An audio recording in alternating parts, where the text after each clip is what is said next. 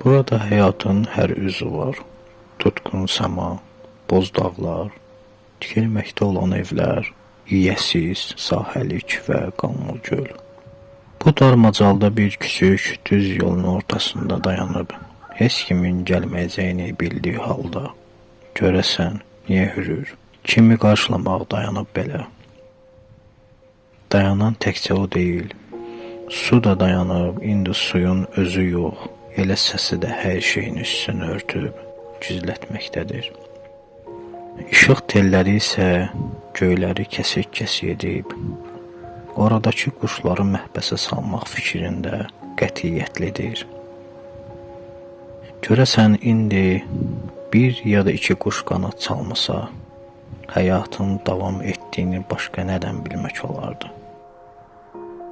Bilmək olmaz, bəlkə də bu çirkab öz rəngini təbiətə qatmaq istəyindədir.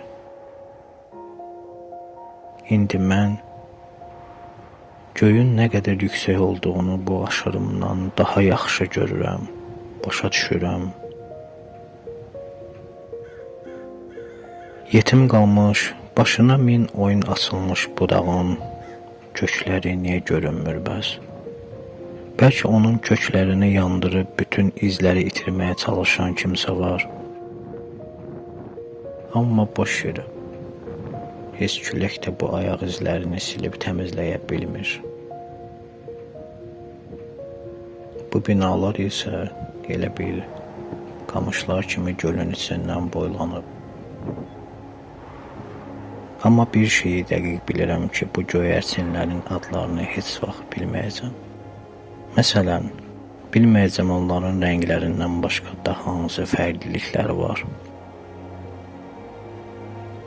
Bir də onu bilməyəcəm ki, bu boyda sonsuz səmada qarğalar nəyi bölüşdürə bilmirlər, nəyin davasını edirlər, səs-küy salıblar.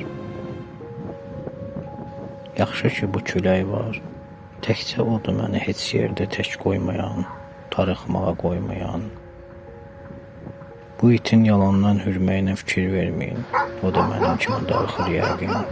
Bəlkə də necə müddətdir yiyəsini bu pəncərədən görmür.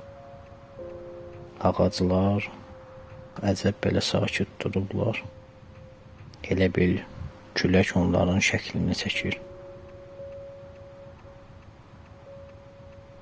Bu quşlar da göylərin şəklini çəkir. Bu dirəklər isə kölgələrin şəklini. Günəş isə göydə donub qalıb, elə bil şəkildir.